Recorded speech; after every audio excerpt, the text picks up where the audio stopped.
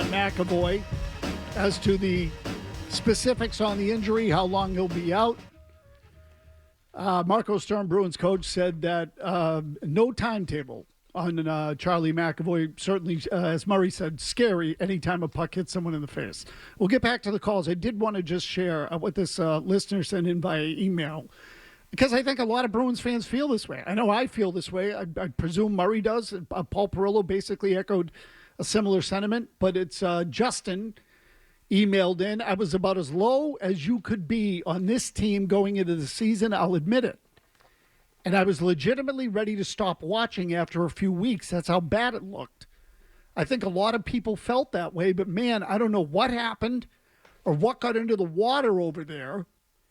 It just looks like a different product on the ice in recent weeks. This team actually fights for each other. They have some hair on their balls, which some Bruins teams in recent years lacked in a lot of ways. It's honestly shocking. And they're not loaded with talent. It's just guys playing for each other, standing up for each other, and in some ways overperforming. I don't know how far these guys will go, but at least this is an entertaining product. It reminds me of Bruins teams 10 years ago or so. And what's even better is the Canadiens-Bruins rivalry seems like it's back. That alone is effing awesome. It's a great summary. And I'm with him. Like that, during that 6-game losing streak, which was, I think capped with that awful loss against Ottawa where they got their doors blown off. And then Mike came in the next day and was like, I don't know what you want me to do. We can't talk about him. And I was kind of with him like, I don't want to watch this. If this is what it's going to be, you can go F yourselves. Like, I'm not watching them if they're going to be this bad. And then, since then, they're fun. They're feisty. It's a good product. I'm in. They are. They've been feisty. Doesn't mean that the coach is good. What's that, Jim? Well, I'll tell you what. Doesn't it mean that Marco Sturm, Bruins head coach, he's actually good at the job? Yeah. So, again, I'm reserving judgment on the big picture stuff. I mean, Tony, I have a take to give today. I understand, Jimmy. You're right to say it that way. You are absolutely right to say it. I usually am right. Put it this way. I think right now they've exceeded my expectations. He's value add so far. So I don't think you need any more time to go by. Big picture stuff, I don't know how good the team is. But we're almost like a quarter way through the season. This is a coach that had a train wreck on his hands with a 6-game losing streak. Then they won one game, and I think that's when they lost that 7-2 game to Ottawa. The ship be sinking. He called them out. And he called them out, and they responded. So that, say what you will about the long-term, prospects for the team. He showed you that he had something as a coach because they responded to him, and look at how well. I think it's 8 out of 9 at this point. Yeah, and 9 out of 11. 9 out of 11. You got to give Sturm some of the credit for that at least. He benched Mason Lohrey's, and he was actually decent in this game Saturday night, too. Yeah, scored a goal. He's pushing the right buttons. Murray, here's a call on the Bruins that we do not often get, okay? Jim is in Florida. Jim, go ahead. Yeah, I agree with everything that previous note just said. And you know what? I got to give credit to Cam and Don. There's one star on this team, and it's Pasternak. He's a great talent, but it's a hodgepodge of players, and maybe it's just luck, but they're gelling, and the product's great. And that Saturday night game was fantastic. A month ago, I'm saying to myself, am I going to have to get a new hobby and the season's over? But no, it's great, guys. We're going to have a hockey season, and I love it. Yeah, so far I think you're right. And I don't know if I'm ready to give those two credit. Yeah, I knew you would say that. Yeah, a lot of people are like, I'm not going with that guy. Matt's in New Bedford. Matt, go ahead. That guy's smoking crack. What the hell is that? All right, listen. That game was fantastic. The best game of the season so far, by far. But I got two nicks to pick. I don't know if I'm just talking out of my ass, guys, but that first goal by Swayman, I understand it was a 2-on-1 and the guy was right in the slot. But an $8.25 million goalie, make that save. His glove side is probably one of the worst in the sport. I don't know if I'm just crazy, but I feel like he gets beat there constantly. Matt, you're not crazy. I'm glad you brought it up. I felt the same way you did. It was also short side. He was on that side of it. You can't get beat there, and I agree. His glove sucks. Steven Webster. Steve, go ahead. So I just want to say the Montreal player's last name is Jack-Eye. It's pronounced Jack-Eye. Yeah. Also, the other thing, did you happen to see Marchand get his 1,000th point? The bench emptied, and it was a pass on an empty net goal. Yes. And the Florida bench emptied like they did for Pasternak, and he's literally only got like 40 points in Florida of the 1,000. Steve, that happened on Thursday night, right? We were gonna touch base on that, we were gonna touch on that rather, is what I was gonna say, on a Friday, but because the Patriots played on Thursday night, we never got to it.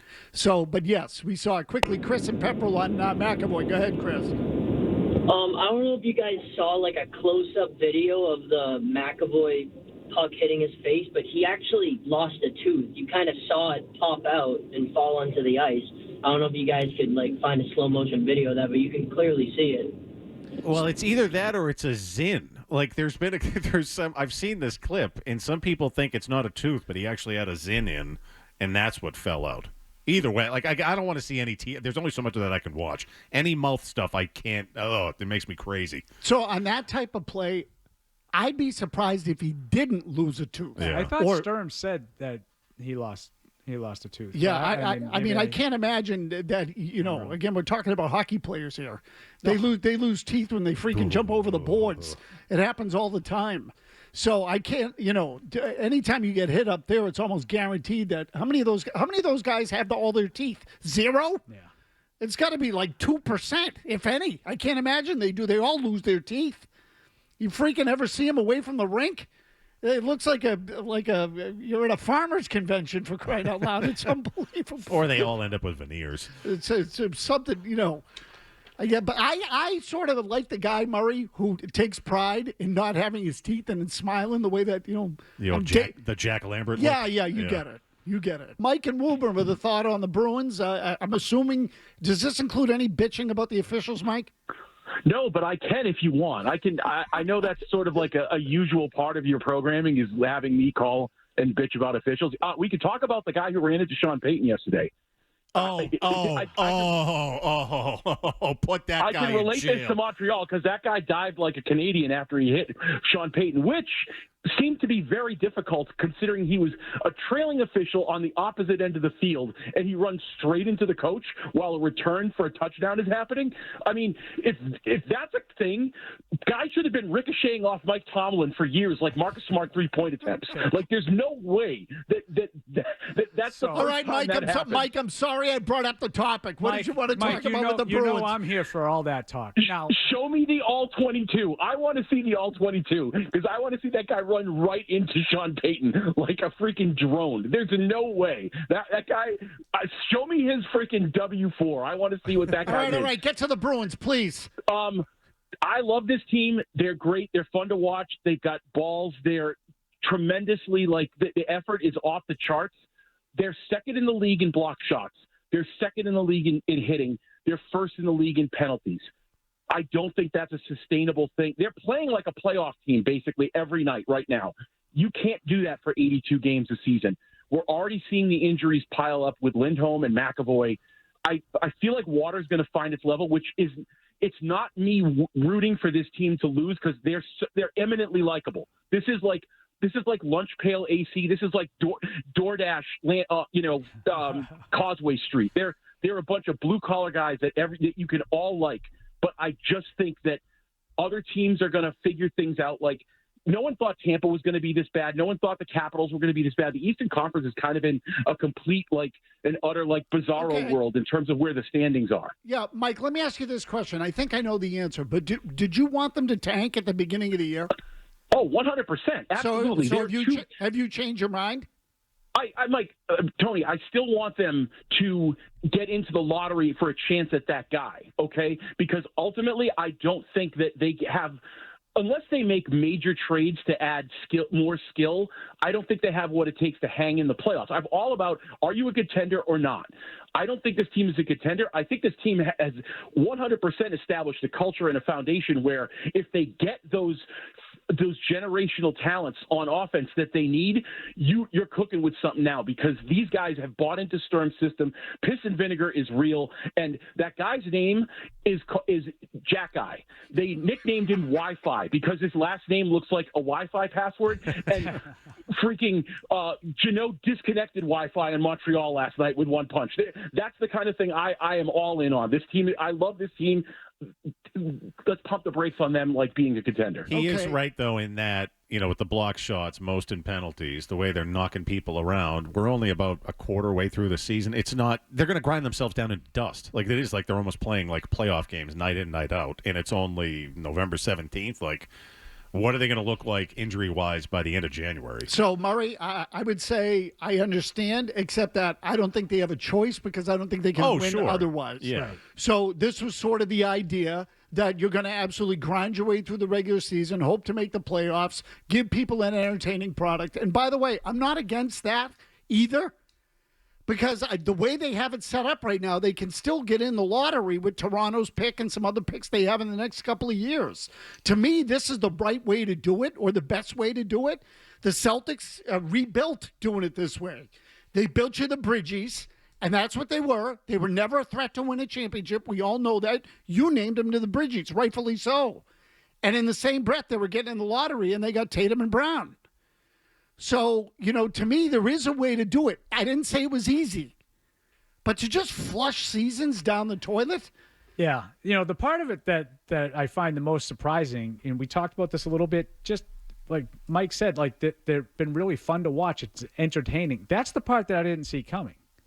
They built this team to their own admission. Neely and Sweeney talked about being tough to play against, the piss and vinegar and all that stuff. They thought they were going to grind you to a halt. They score. That I didn't see coming. They have played an entertaining. I mean, maybe it's only a month or so, but the style that they play, they generate chances, and they've been opportunistic. I never saw Geeky sort of repeating what he did. Me neither. They've been, a fun watch. Now, maybe Mike is right. I think Mike is right that it's probably not sustainable to continue playing like this, but I thought that if they had this kind of a start, it would be a bunch of 2-1 wins, and that's not what it's been. To Paul's point, they are 5th in the league in goals per game.